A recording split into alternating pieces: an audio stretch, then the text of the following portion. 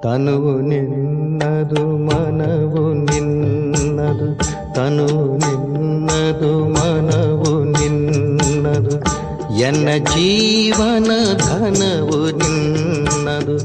ನಾನು ನಿನ್ನವನೆಂಬ ಹೆಮ್ಮೆಯ ಋಣವು ಮಾತ್ರವೇ ನನ್ನದು. ತನು ನಿನ್ನದು ಮನವು ನಿನ್ನದು.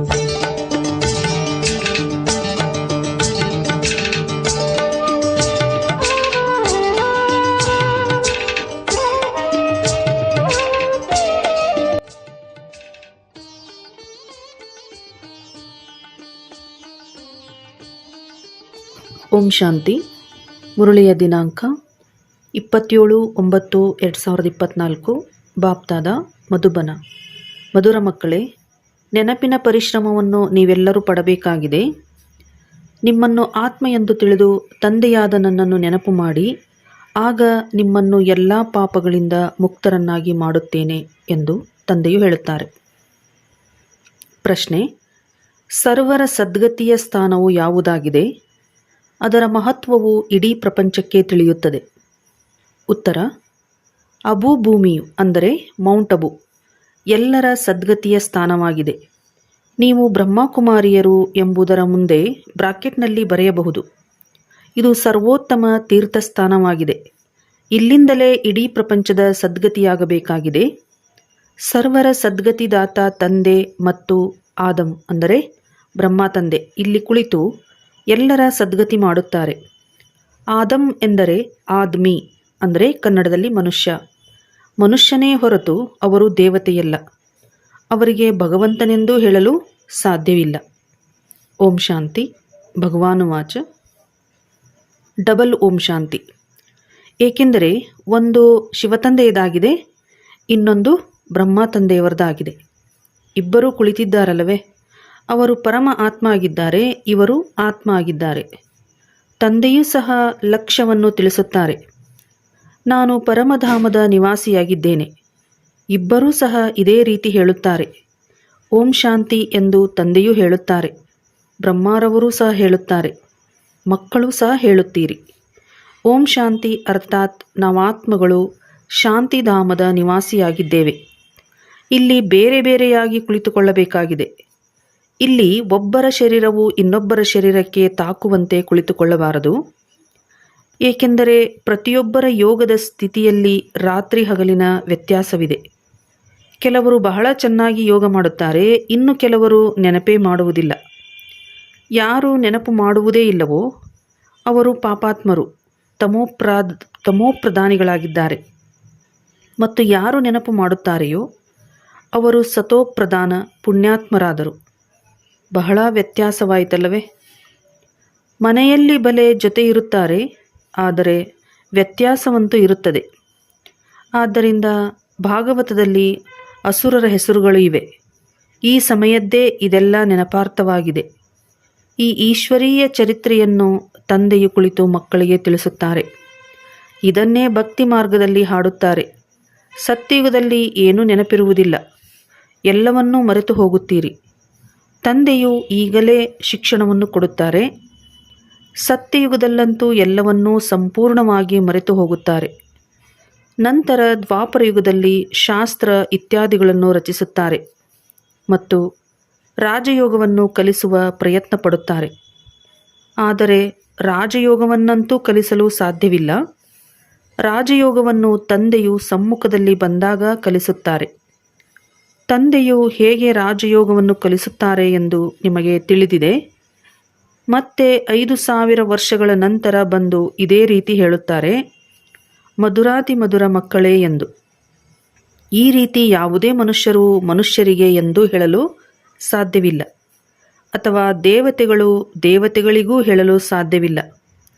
ಆತ್ಮಿಕ ತಂದೆಯೊಬ್ಬರೇ ಆತ್ಮಿಕ ಮಕ್ಕಳಿಗೆ ಹೇಳುತ್ತಾರೆ, ಒಂದು ಬಾರಿ ಪಾತ್ರವನ್ನು ಅಭಿನಯಿಸಿದಿರಿ, ಮತ್ತೆ 5000 ವರ್ಷಗಳ ನಂತರ ಪಾತ್ರವನ್ನು ಅಭಿನಯಿಸುತ್ತೀರಿ. ಏಕೆಂದರೆ ಮತ್ತೆ ನೀವು ಏಣಿಯನ್ನು ಇಳಿಯುತ್ತೀರಲ್ಲವೇ? ನಿಮ್ಮ ಬುದ್ಧಿಯಲ್ಲಿ ಈಗ ಸೃಷ್ಟಿಯ ಆದಿ ಮಧ್ಯ ಅಂತ್ಯದ ರಹಸ್ಯವಿದೆ. ನಿಮಗೆ ಗೊತ್ತಿದೆ, ಅದು ಶಾಂತಿಧಾಮ ಅಥವಾ ಪರಮಧಾಮವಾಗಿದೆ. ನಾವಾತ್ಮಗಳು ಭಿನ್ನ ಭಿನ್ನ ಧರ್ಮದವರು ನಂಬರ್ವಾರ್ ಅಲ್ಲಿ ನಿರಾಕಾರಿ ಪ್ರಪಂಚದಲ್ಲಿರುತ್ತೇವೆ. ಹೇಗೆ ನಕ್ಷತ್ರಗಳನ್ನು ನೋಡುತ್ತೀರಲ್ಲವೇ? ಹೇಗೆ ನಿಂತಿವೆ ಎಂದು ಕಾಣಿಸುವುದಿಲ್ಲ. ಮೇಲೆ ಯಾವುದೇ ವಸ್ತುವಿಲ್ಲ, ಬ್ರಹ್ಮತತ್ವವಿದೆ. ಇಲ್ಲಿ ನೀವು ಧರಣಿಯ ಮೇಲೆ ನಿಂತಿದ್ದೀರಿ. ಇದು ಕರ್ಮಕ್ಷೇತ್ರವಾಗಿದೆ. ಇಲ್ಲಿ ಒಂದು ಶರೀರವನ್ನು ಪಡೆದು ಕರ್ಮ ಮಾಡುತ್ತೀರಿ. ತಂದೆಯು ತಿಳಿಸಿಕೊಟ್ಟಿದ್ದಾರೆ, ನೀವು ಯಾವಾಗ ಆಸ್ತಿಯನ್ನು ಪಡೆಯುತ್ತೀರೋ ಆಗ 21 ಜನ್ಮಗಳು ನೀವು ಕರ್ಮವು ಅಕರ್ಮವಾಗಿ ಬಿಡುತ್ತದೆ. ಅಲ್ಲಿ ಮಾಡುವ ಪ್ರತಿಯೊಂದು ಕರ್ಮವು ಅಕರ್ಮವಾಗಿ ಬಿಡುತ್ತದೆ. ಏಕೆಂದರೆ ಅಲ್ಲಿ ರಾವಣ ರಾಜ್ಯವೇ ಇರುವುದಿಲ್ಲ. ಇದು ಈಶ್ವರೀಯ ರಾಜ್ಯವಾಗಿದೆ. ಅದನ್ನು ಈಗ ಈಶ್ವರನು ಸ್ಥಾಪನೆ ಮಾಡುತ್ತಿದ್ದಾರೆ. ಶಿವತಂದೆಯನ್ನು ನೆನಪು ಮಾಡುವುದರಿಂದ ಸ್ವರ್ಗದ ಮಾಲೀಕರಾಗುವಿರೆಂದು ಮಕ್ಕಳಿಗೆ ತಿಳಿಸುತ್ತಾರೆ. ಸ್ವರ್ಗವನ್ನು ಶಿವತಂದೆಯು ಸ್ಥಾಪನೆ ಮಾಡಿದ್ದರಲ್ಲವೇ? ಆದ್ದರಿಂದ ಶಿವತಂದೆಯನ್ನು ಮತ್ತು ಸುಖಧಾಮವನ್ನು ನೆನಪು ಮಾಡಿ.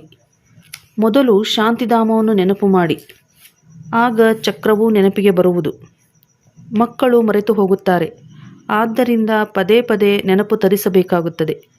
ಹೇ ಮಧುರಾತಿ ಮಧುರ ಮಕ್ಕಳೇ, ತಮ್ಮನ್ನು ಆತ್ಮ ಎಂದು ತಿಳಿದು ತಂದೆಯನ್ನು ನೆನಪು ಮಾಡಿದರೆ ನಿಮ್ಮ ಪಾಪಗಳು ಭಸ್ಮವಾಗುತ್ತದೆ.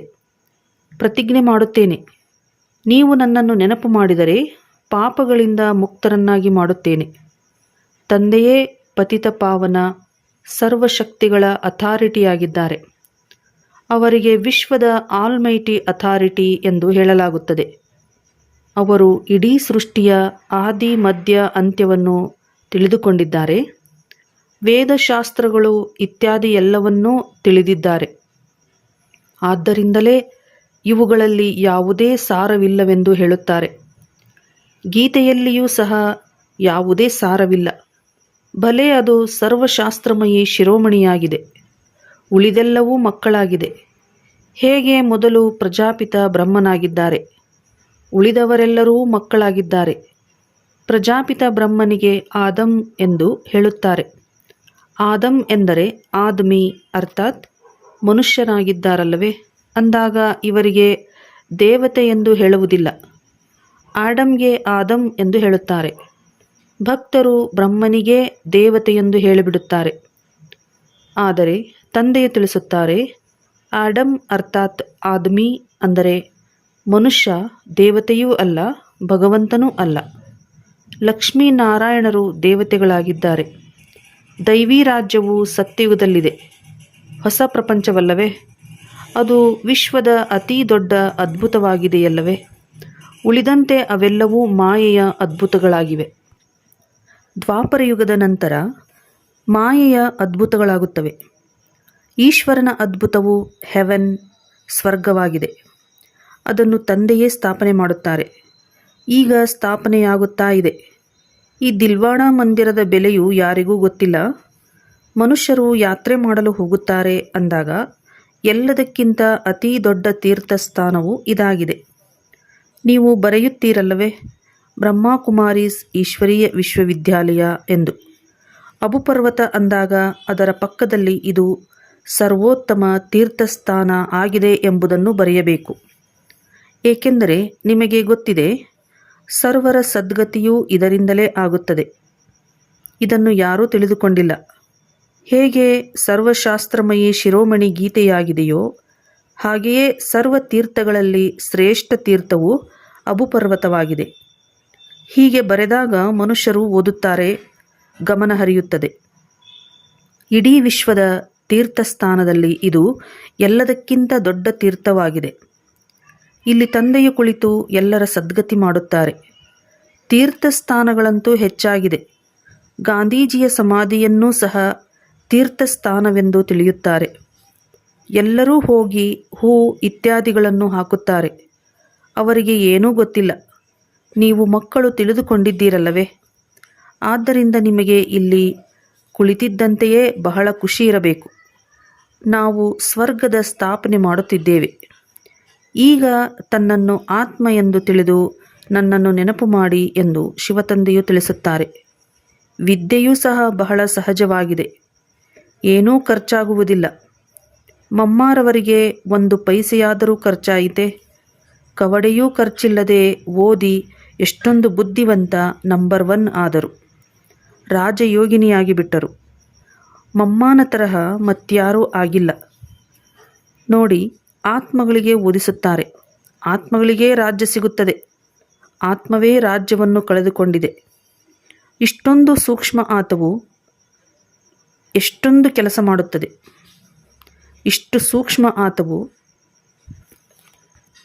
ಹೆಚ್ಚು ಕೆಲಸವನ್ನು ಮಾಡುತ್ತದೆ. ಅತಿ ಕೆಟ್ಟ ಕೆಲಸವು ವಿಕಾರದಲ್ಲಿ ಹೋಗುವುದಾಗಿದೆ. ಆತ್ಮವು 84 ಜನ್ಮಗಳ ಪಾತ್ರವನ್ನು ಅಭಿನಯಿಸುತ್ತದೆ. ಅತೀ ಸೂಕ್ಷ್ಮ ಆತ್ಮದಲ್ಲಿ ಎಷ್ಟೊಂದು ಶಕ್ತಿ ಇದೆ. ಇಷ್ಟೊಂದು ಸೂಕ್ಷ್ಮ ಆತ್ಮವು ಎಷ್ಟೊಂದು ಕೆಲಸ ಮಾಡುತ್ತದೆ. ಇಡೀ ವಿಶ್ವದ ಮೇಲೆ ರಾಜ್ಯ ಮಾಡುತ್ತದೆ. ಈ ದೇವತೆಗಳ ಆತ್ಮದಲ್ಲಿ ಎಷ್ಟೊಂದು ಶಕ್ತಿ ಇದೆ. ಪ್ರತಿಯೊಂದು ಧರ್ಮದಲ್ಲಿ ಎಷ್ಟೊಂದು ಶಕ್ತಿ ಇರುತ್ತದೆ. ಕ್ರಿಶ್ಚಿಯನ್ ಧರ್ಮದಲ್ಲಿ ಎಷ್ಟೊಂದು ಶಕ್ತಿ ಇದೆ. ಆತ್ಮದಲ್ಲಿ ಇಷ್ಟೊಂದು ಶಕ್ತಿ ಇದೆ. ಅದು ಶರೀರದ ಮೂಲಕ ಕರ್ಮ ಮಾಡುತ್ತದೆ. ಆತ್ಮವೇ ಇಲ್ಲಿ ಬಂದು ಈ ಕರ್ಮಕ್ಷೇತ್ರದಲ್ಲಿ ಕರ್ಮ ಮಾಡುತ್ತದೆ. ಅಲ್ಲಿ ಕೆಟ್ಟ ಕರ್ತವ್ಯವಾಗುವುದಿಲ್ಲ. ಯಾವಾಗ ರಾವಣ ರಾಜ್ಯವು ಬರುವುದೋ ಆಗಲೇ ಆತ್ಮವು ವಿಕಾರ ಮಾರ್ಗದಲ್ಲಿ ಹೋಗುತ್ತದೆ. ವಿಕಾರವಂತೂ ಸದಾ ಇದ್ದೇ ಇರುತ್ತದೆ ಎಂದು ಮನುಷ್ಯರು ಹೇಳುತ್ತಾರೆ. ಆದರೆ ನೀವು ಅವರಿಗೆ ತಿಳಿಸಿ, ಅಲ್ಲಿ ರಾವಣ ರಾಜ್ಯವೇ ಇಲ್ಲವೆಂದಾಗ ವಿಕಾರವು ಹೇಗಿರಲು ಸಾಧ್ಯ? ಅಲ್ಲಿ ಯೋಗಬಲವಿರುತ್ತದೆ. ಭಾರತದ ಯೋಗ ಪ್ರಸಿದ್ಧವಾಗಿದೆ. ಅನೇಕರು ಇದನ್ನು ಕಲಿಯಲು ಇಚ್ಛಿಸುತ್ತಾರೆ. ಆದರೆ ಯಾವಾಗ ನೀವು ಕಲಿಸುತ್ತೀರೋ ಆಗ ಬೇರೆ ಯಾರೂ ಸಹ ಕಲಿಸಲು ಸಾಧ್ಯವಿಲ್ಲ. ಹೇಗೆ ಮಹರ್ಷಿ ಇದ್ದರು, ಯೋಗವನ್ನು ಕಲಿಸಲು ಎಷ್ಟೊಂದು ಪರಿಶ್ರಮ ಪಡುತ್ತಿದ್ದರು. ಆದರೆ ಈ ಹಠಯೋಗಿಯು ರಾಜಯೋಗವನ್ನು ಕಲಿಸಲು ಹೇಗೆ ಸಾಧ್ಯ ಎಂದು ಪ್ರಪಂಚಕ್ಕೇನು ಗೊತ್ತಿದೆ? ಚಿನ್ಮಯಾನಂದರ ಬಳಿ ಅನೇಕರು ಹೋಗುತ್ತಾರೆ. ಸತ್ಯವಾಗಿಯೂ ಭಾರತದ ಪ್ರಾಚೀನ ರಾಜಯೋಗವನ್ನು ಬ್ರಹ್ಮಕುಮಾರ ಕುಮಾರಿಯರ ವಿನಃ ಬೇರೆ ಯಾರೂ ತಿಳಿಸಲು ಸಾಧ್ಯವಿಲ್ಲ. ಆದರೆ ಈಗ ಈ ಶಬ್ದವು ಹರಡುವ ಹಾಗಿಲ್ಲ. ಎಲ್ಲರೂ ತಿಳಿಯುತ್ತಾರೆಯೇ? ಬಹಳ ಪರಿಶ್ರಮವಿದೆ. ಮಹಿಮೆಯೂ ಆಗುವುದು. ಅಹೋ ಪ್ರಭು, ನಿಮ್ಮ ಲೀಲೆಯು ಅಪಾರವೆಂದು ಅಂತಿಮದಲ್ಲಿ ಹೇಳುತ್ತಾರೆ. ಈಗ ನೀವು ತಿಳಿಯುತ್ತೀರಿ. ನಿಮ್ಮ ವಿನಃ ತಂದೆಯನ್ನು ಅವರು ಪಾರಲೌಕಿಕ ತಂದೆ, ಶಿಕ್ಷಕ, ಸದ್ಗುರುವಾಗಿದ್ದಾರೆ ಎಂದು ಬೇರೆ ಯಾರೂ ತಿಳಿದುಕೊಂಡಿಲ್ಲ. ಇಲ್ಲಿಯೂ ಅನೇಕರಿದ್ದಾರೆ. ನಡೆಯುತ್ತಾ ನಡೆಯುತ್ತಾ ಮಾಯೆಯು ಆಕರ್ಷಣೆ ಮಾಡುತ್ತದೆ. ಆದ್ದರಿಂದ ಒಮ್ಮೆಲೇ ಮಾಯೆಯು ವಿಘ್ನಗಳನ್ನು ಹಾಕುತ್ತದೆ. ನಿಮ್ಮದು ಬಹಳ ಉನ್ನತ ಗುರಿಯಾಗಿದೆ, ಯುದ್ಧದ ಮೈದಾನವಾಗಿದೆ. ಆದರೆ ಇದರಲ್ಲಿ ಮಾಯೆಯು ಬಹಳ ವಿಘ್ನಗಳನ್ನು ಹಾಕುತ್ತದೆ. ಅವರು ವಿನಾಶಕ್ಕಾಗಿ ತಯಾರಿ ಮಾಡುತ್ತಿದ್ದಾರೆ. ನೀವಿಲ್ಲಿ ಪಂಚವಿಕಾರಗಳನ್ನು ಗೆಲ್ಲಲು ಪುರುಷಾರ್ಥ ಮಾಡುತ್ತಿದ್ದೀರಿ. ನೀವು ವಿಜಯಕ್ಕಾಗಿ, ಅವರು ವಿನಾಶಕ್ಕಾಗಿ ಪುರುಷಾರ್ಥ ಮಾಡುತ್ತಿದ್ದಾರೆ. ಎರಡೂ ಕೆಲಸಗಳು ಒಟ್ಟಿಗೆ ಆಗುತ್ತದೆ. ಇನ್ನೂ ಸ್ವಲ್ಪ ಸಮಯವಿದೆ. ನಮ್ಮ ರಾಜ್ಯವು ಸ್ಥಾಪನೆಯಾಗಿಲ್ಲ. ರಾಜರು, ಪ್ರಜೆಗಳು ಈಗ ಎಲ್ಲರೂ ಆಗಬೇಕಾಗಿದೆ. ನೀವು ಅರ್ಧಕಲ್ಪಕ್ಕಾಗಿ ಆಸ್ತಿಯನ್ನು ಪಡೆಯುತ್ತೀರಿ. ಬಾಕಿ ಮೋಕ್ಷವಂತೂ ಯಾರಿಗೂ ಸಿಗಲು ಸಾಧ್ಯವಿಲ್ಲ. ಇಂಥವರು ಮೋಕ್ಷವನ್ನು ಪಡೆದರು ಎಂದು ಬಲೆ ಹೇಳುತ್ತಾರೆ. ಆದರೆ ಸತ್ತ ನಂತರ ಅವರು ಎಲ್ಲಿ ಹೋದರೆಂದು ಅವರಿಗೆ ತಿಳಿಯುತ್ತದೆ. ಹಾಗೆಯೇ ಅಸತ್ಯವನ್ನೂ ಹೇಳುತ್ತಿರುತ್ತಾರೆ. ನಿಮಗೆ ತಿಳಿದಿದೆ, ಯಾರು ಶರೀರ ಬಿಡುತ್ತಾರೆಯೋ ಅವರು ಅವಶ್ಯವಾಗಿ ಇನ್ನೊಂದು ಶರೀರವನ್ನು ಪಡೆಯುತ್ತಾರೆ. ಮೋಕ್ಷವನ್ನು ಪಡೆಯಲು ಸಾಧ್ಯವಿಲ್ಲ. ನೀರಿನ ಗುಳ್ಳೆಯು ನೀರಿನಲ್ಲಿ ಲೀನವಾಗಿ ಬಿಡುತ್ತದೆ. ತಂದೆಯು ತಿಳಿಸುತ್ತಾರೆ, ಈ ಶಾಸ್ತ್ರಗಳೆಲ್ಲವೂ ಭಕ್ತಿ ಮಾರ್ಗದ ಸಾಮಗ್ರಿಯಾಗಿದೆ. ನೀವು ಮಕ್ಕಳು ಸಮ್ಮುಖದಲ್ಲಿ ಕೇಳುತ್ತೀರಿ. ಬಿಸಿ ಬಿಸಿಯಾದ ಹಲ್ವಾ ತಿನ್ನುತ್ತೀರಿ. ಎಲ್ಲರಿಗಿಂತ ಹೆಚ್ಚಿನದಾಗಿ ಬಿಸಿ ಹಲ್ವಾ ಯಾರು ತಿನ್ನುತ್ತಾರೆ? ಬ್ರಹ್ಮ ತಂದೆ. ಇವರಂತೂ ತಂದೆಯ ಆತ್ಮದ ಪಕ್ಕದಲ್ಲಿಯೇ ಕುಳಿತಿರುತ್ತಾರೆ ಅಂದಾಗ ತಕ್ಷಣ ಜ್ಞಾನವನ್ನು ಕೇಳುತ್ತಾರೆ ಮತ್ತು ಧಾರಣೆ ಮಾಡಿಕೊಳ್ಳುತ್ತಾರೆ. ಮತ್ತೆ ಇವರೇ ಶ್ರೇಷ್ಠ ಪದವಿಯನ್ನು ಪಡೆಯುತ್ತಾರೆ. ಸೂಕ್ಷ್ಮವತನದಲ್ಲಿ, ವೈಕುಂಠದಲ್ಲಿ ಇವರದೇ ಸಾಕ್ಷಾತ್ಕಾರ ಮಾಡುತ್ತಾರೆ. ನೀವು ಸಹ ಈ ಕಣ್ಣುಗಳಿಂದ ಅವರನ್ನೇ ನೋಡುತ್ತೀರಿ. ತಂದೆಯಂತೂ ಎಲ್ಲರಿಗೂ ಓದಿಸುತ್ತಾರೆ. ಆದರೆ ನೆನಪಿನ ಪರಿಶ್ರಮವಿದೆ. ನೆನಪಿನಲ್ಲಿರುವುದು ನಿಮಗೆ ಹೇಗೆ ಪರಿಶ್ರಮವೆನಿಸುತ್ತದೆಯೋ ಹಾಗೆಯೇ ಇವರಿಗೂ ಅನಿಸುತ್ತದೆ. ಇದರಲ್ಲಿ ಯಾವುದೇ ಕೃಪೆಯ ಮಾತಿಲ್ಲ. ತಂದೆಯು ತಿಳಿಸುತ್ತಾರೆ, ನಾನು ಇವರ ಶರೀರವನ್ನು ಲೋನ್ ಆಗಿ ಪಡೆದಿದ್ದೇನೆ. ಅವರ ಲೆಕ್ಕವನ್ನು ಅವರಿಗೆ ಕೊಟ್ಟು ಬಿಡುತ್ತೇನೆ. ಆದರೆ ನೆನಪಿನ ಪುರುಷಾರ್ಥವನ್ನಂತೂ ಬ್ರಹ್ಮ ತಂದೆಯೂ ಸಹ ಮಾಡಬೇಕಾಗಿದೆ. ಪಕ್ಕದಲ್ಲಿಯೇ ಕುಳಿತಿದ್ದಾರೆಂದು ತಿಳಿಯುತ್ತೇನೆ. ತಂದೆಯನ್ನು ನಾನು ನೆನಪು ಮಾಡುತ್ತಾ ಮತ್ತೆ ಮರೆತು ಹೋಗುತ್ತೇನೆ ಎಂದು ಬ್ರಹ್ಮ ತಂದೆ ಹೇಳುತ್ತಾರೆ. ಎಲ್ಲರಿಗಿಂತ ಹೆಚ್ಚಿನ ಪರಿಶ್ರಮವನ್ನು ಬ್ರಹ್ಮ ತಂದೆನೇ ಪಡಬೇಕಾಗುತ್ತದೆ. ಯುದ್ಧದ ಮೈದಾನದಲ್ಲಿ ಯಾವ ಮಹಾರಥಿ ಶಕ್ತಿಶಾಲಿಗಳಿರುತ್ತಾರೆ, ಹೇಗೆ ಮಹಾವೀರನ ಉದಾಹರಣೆ ಇದೆ ಎಂದಾಗ ಅವರಿಗೇ ಮಾಯೆಯು ಪರೀಕ್ಷೆಯನ್ನು ತೆಗೆದುಕೊಳ್ಳುತ್ತದೆ. ಏಕೆಂದರೆ ಅವರು ಮಹಾವೀರರಾಗಿದ್ದರು. ಯಾರು ಹೆಚ್ಚಿನ ಬಲಶಾಲಿಯೋ ಅಷ್ಟೇ ಹೆಚ್ಚಿನದಾಗಿ ಮಾಯೆಯು ಅವರಿಂದ ಪರೀಕ್ಷೆಯನ್ನು ತೆಗೆದುಕೊಳ್ಳುತ್ತದೆ. ಹೆಚ್ಚಿನ ಬಿರುಗಾಳಿ ಬರುತ್ತದೆ. ಬಾಬಾ, ನಮಗೆ ಈ ರೀತಿ ಆಗುತ್ತದೆ ಎಂದು ಮಕ್ಕಳು ಕರೆಯುತ್ತಾರೆ. ಇದಕ್ಕೆ ತಂದೆಯು ತಿಳಿಸುತ್ತಾರೆ, ಮಕ್ಕಳೇ, ಇದೆಲ್ಲವೂ ಆಗುತ್ತದೆ, ಎಚ್ಚರಿಕೆಯಿಂದಿರಿ ಎಂದು ತಂದೆಯು ಪ್ರತಿನಿತ್ಯವೂ ತಿಳಿಸುತ್ತಾರೆ.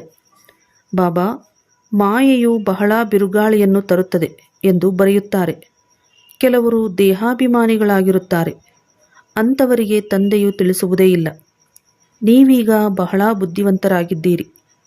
ಆತ್ಮವು ಪವಿತ್ರವಾಗಿರುವುದರಿಂದ ಮತ್ತೆ ಶರೀರವೂ ಪವಿತ್ರವಾಗಿರುವುದೇ ಸಿಗುವುದು. ಆತ್ಮವು ಎಷ್ಟು ಚಮತ್ಕಾರಿಯಾಗಿ ಬಿಡುತ್ತದೆ. ಮೊದಲಿಗೆ ಬಡವರೇ ತಿಳಿದುಕೊಳ್ಳುತ್ತಾರೆ. ತಂದೆಗೂ ಸಹ ಬಡವರ ಬಂಧು ಎಂದು ಗಾಯನವಿದೆ. ಉಳಿದವರೆಲ್ಲರೂ ತಡವಾಗಿ ಬರುತ್ತಾರೆ. ನಿಮಗೆ ಗೊತ್ತಿದೆ, ಎಲ್ಲಿಯವರೆಗೆ ಸಹೋದರ ಸಹೋದರಿಯಾಗಿರುವುದಿಲ್ಲವೋ ಅಲ್ಲಿಯವರೆಗೆ ಸಹೋದರ ಸಹೋದರರು ಹೇಗಾಗುತ್ತೀರಿ? ಪ್ರಜಾಪಿತ ಬ್ರಹ್ಮನ ಸಂತಾನರಂತೂ ಸಹೋದರ ಸಹೋದರಿಯರಾದರಲ್ಲವೇ? ತಂದೆಯು ಆತ್ಮದ ದೃಷ್ಟಿಯಲ್ಲಿ ಸಹೋದರ ಸಹೋದರರೆಂದು ತಿಳಿಯಿರಿ ಎಂದು ಹೇಳುತ್ತಾರೆ. ಇದು ಕೊನೆಯ ಸಂಬಂಧವಾಗಿದೆ. ಮತ್ತೆ ಮೇಲೂ ಸಹ ನೀವು ಹೋಗಿ ಸಹೋದರರೊಂದಿಗೆ ಮಿಲನ ಮಾಡುತ್ತೀರಿ. ನಂತರ ಸತ್ಯುಗದಲ್ಲಿ ಹೊಸ ಸಂಬಂಧವು ಪ್ರಾರಂಭವಾಗುವುದು. ಅಲ್ಲಿ ಚಿಕ್ಕಪ್ಪ, ದೊಡ್ಡಪ್ಪ, ಮಾವ ಮೊದಲಾದ ಬಹಳಷ್ಟು ಸಂಬಂಧಗಳು ಇರುವುದಿಲ್ಲ. ಬಹಳ ಚಿಕ್ಕದಾದ ಸಂಬಂಧವಿರುತ್ತದೆ. ನಂತರ ಹೆಚ್ಚುತ್ತಾ ಹೋಗುತ್ತದೆ. ಈಗಂತೂ ತಂದೆಯು ತಿಳಿಸುತ್ತಾರೆ, ಮಕ್ಕಳೇ, ಸಹೋದರ ಸಹೋದರಿಯೂ ಅಲ್ಲ, ಈಗ ಸಹೋದರ ಸಹೋದರರೆಂದು ತಿಳಿಯಿರಿ. ನಾಮರೂಪದಿಂದಲೂ ಹೊರಬರಬೇಕಾಗಿದೆ. ತಂದೆಯು ಆತ್ಮಗಳಿಗೇ ಓದಿಸುತ್ತಾರೆ. ಪ್ರಜಾಪಿತ ಬ್ರಹ್ಮನ ಸಂಬಂಧದಿಂದ ಸಹೋದರ ಸಹೋದರಿಯಾಗಿದ್ದೀರಲ್ಲ. ಕೃಷ್ಣನಂತೂ ಮಗುವಾಗಿದ್ದಾನೆ. ಅಂದ ಮೇಲೆ ಕೃಷ್ಣನು ಸಹೋದರ ಸಹೋದರರನ್ನಾಗಿ ಹೇಗೆ ಮಾಡುತ್ತಾನೆ? ಗೀತೆಯಲ್ಲಿಯೂ ಈ ಮಾತುಗಳಿಲ್ಲ. ಇದು ಸಂಪೂರ್ಣ ಭಿನ್ನವಾದ ಮಾತುಗಳಾಗಿವೆ. ನಾಟಕದಲ್ಲಿ ಎಲ್ಲವೂ ನಿಗದಿಯಾಗಿದೆ. 1 ಸೆಕೆಂಡಿನ ಪಾತ್ರವು ಇನ್ನೊಂದು ಸೆಕೆಂಡಿಗೆ ಹೋಲುವುದಿಲ್ಲ. ಎಷ್ಟು ತಿಂಗಳು, ಎಷ್ಟು ಗಂಟೆ, ಎಷ್ಟು ದಿನಗಳು ಕಳೆಯಬೇಕಾಗಿದೆಯೋ ಮತ್ತೆ 5,000 ವರ್ಷಗಳ ನಂತರ ಅದೇ ರೀತಿ ಕಳೆಯುತ್ತದೆ. ಕಡಿಮೆ ಬುದ್ಧಿಯವರು ಇಷ್ಟೊಂದು ಧಾರಣೆ ಮಾಡುವುದಿಲ್ಲ. ಆದ್ದರಿಂದಲೇ ತಂದೆಯು ಹೇಳುತ್ತಾರೆ, ಇದಂತೂ ಬಹಳ ಸಹಜವಾಗಿದೆ. ತನ್ನನ್ನು ಆತ್ಮ ಎಂದು ತಿಳಿಯಿರಿ. ಬೇಹದ್ದಿನ ತಂದೆಯನ್ನು ನೆನಪು ಮಾಡಿ. ಹಳೆಯ ಪ್ರಪಂಚದ ವಿನಾಶವೂ ಆಗಲಿದೆ. ಯಾವಾಗ ಸಂಗಮಯುಗದ ಸಮಯವಾಗುವುದೋ ಆಗಲೇ ನಾನು ಬರುತ್ತೇನೆ. ನೀವೇ ದೇವಿ ದೇವತೆಗಳಾಗಿದ್ದೀರಿ. ನೀವೂ ಸಹ ತಿಳಿದುಕೊಂಡಿದ್ದೀರಿ, ಈ ದೇವತೆಗಳ ರಾಜ್ಯವಿದ್ದಾಗ ಬೇರೆ ಯಾವುದೇ ಧರ್ಮವಿರಲಿಲ್ಲ. ಈಗಂತೂ ಇವರ ರಾಜ್ಯವು ಇಲ್ಲವೇ ಇಲ್ಲ. ಒಳ್ಳೆಯದು. ಮಧುರಾತಿ ಮಧುರ ಅಗಲಿ ಹೋಗಿ ಮರಳಿ ಸಿಕ್ಕಿರುವಂತಹ ಮಕ್ಕಳ ಪ್ರತಿ ಮಾತಾಪಿತಾ ಬಾಪ್ ದಾದಾರವರ ನೆನಪು, ಪ್ರೀತಿ ಹಾಗೂ ಸುಪ್ರಭಾತ. ಆತ್ಮೀಯ ಮಕ್ಕಳಿಗೆ ಆತ್ಮೀಯ ತಂದೆಯ ನಮಸ್ತೆ. ಆತ್ಮೀಯ ಮಕ್ಕಳಿಂದ ಆತ್ಮೀಯ ತಂದೆಗೆ ನಮಸ್ತೆ, ನಮಸ್ತೆ, ನಮಸ್ತೆ. ಧಾರಣೆಗೆ ಮುಖ್ಯ ಸಾರ. ಈಗ ಅಂತಿಮ ಸಮಯವಾಗಿದೆ.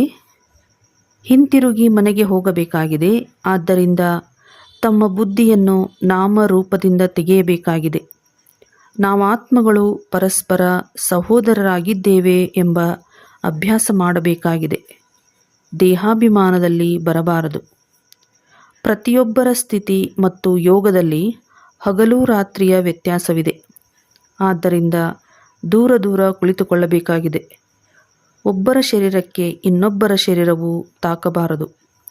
ಪುಣ್ಯಾತ್ಮರಾಗಲು ನೆನಪಿನ ಪರಿಶ್ರಮ ಪಡಬೇಕಾಗಿದೆ. ವರದಾನ: ತಂದೆಯ ಪ್ರೀತಿಯಲ್ಲಿ ತನ್ನ ಮೂಲ ಬಲಹೀನತೆಯನ್ನು ಬಲಿಹಾರಿ ಮಾಡುವಂತಹ ಜ್ಞಾನಿತ್ವ ಆತ್ಮಭವ. ತಂದೆಯ ಪ್ರೀತಿಯಲ್ಲಿ ತಮ್ಮ ಮೂಲ ಬಲಹೀನತೆಯನ್ನು ಬಲಿಹಾರಿ ಮಾಡುವಂತಹ ಜ್ಞಾನಿ ಆತ್ಮ ಆಗಿರಿ. ವರದಾನದ ವಿವರಣೆ. ಬಾಪ್ದಾದ ನೋಡುತ್ತಾರೆ, ಇಲ್ಲಿಯವರೆಗೂ 5 ವಿಕಾರಗಳ ವ್ಯರ್ಥ ಸಂಕಲ್ಪ ಮೆಜಾರಿಟಿಯವರಲ್ಲಿ ನಡೆಯುತ್ತಿದೆ. ಜ್ಞಾನಿ ಆತ್ಮಗಳಲ್ಲಿಯೂ ಕೆಲವೊಮ್ಮೆ ತಮ್ಮ ಗುಣ ಅಥವಾ ವಿಶೇಷತೆಯ ಅಭಿಮಾನ ಬಂದು ಬಿಡುವುದು. ಪ್ರತಿಯೊಬ್ಬರೂ ತಮ್ಮ ಮೂಲ ಬಲಹೀನತೆ ಅಥವಾ ಮೂಲ ಸಂಸ್ಕಾರವನ್ನು ತಿಳಿದುಕೊಂಡು ಇದ್ದಾರೆ. ಆ ಬಲಹೀನತೆಯನ್ನು ತಂದೆಯ ಪ್ರೀತಿಯಲ್ಲಿ ಅರ್ಪಣೆ ಮಾಡಿಬಿಡಿ. ಇದೇ ಪ್ರೀತಿಯ ನಿದರ್ಶನವಾಗಿದೆ. ಸ್ನೇಹಿ ಅಥವಾ ಜ್ಞಾನಿತ್ವ ಆತ್ಮಗಳು ತಂದೆಯ ಪ್ರೀತಿಯಲ್ಲಿ ವ್ಯರ್ಥ ಸಂಕಲ್ಪಗಳನ್ನು ಸಹ ಅರ್ಪಣೆ ಮಾಡಿಬಿಡುತ್ತಾರೆ. ಸ್ಲೋಗನ್. ಸ್ವಮಾನದ ಸೀಟಿನ ಮೇಲೆ ಸ್ಥಿತರಾಗಿ ಸರ್ವರಿಗೆ ಸನ್ಮಾನ ಕೊಡುವಂತಹ ಮಾನನೀಯ ಆತ್ಮ ಆಗಿ. ಸ್ವಮಾನದ ಸೀಟಿನ ಮೇಲೆ ಸ್ಥಿತರಾಗಿ ಸರ್ವರಿಗೂ ಸನ್ಮಾನ ಕೊಡುವಂತಹ ಮಾನನೀಯ ಆತ್ಮ ಆಗಿ. ಒಳ್ಳೆಯದು. ಓಂ ಶಾಂತಿ.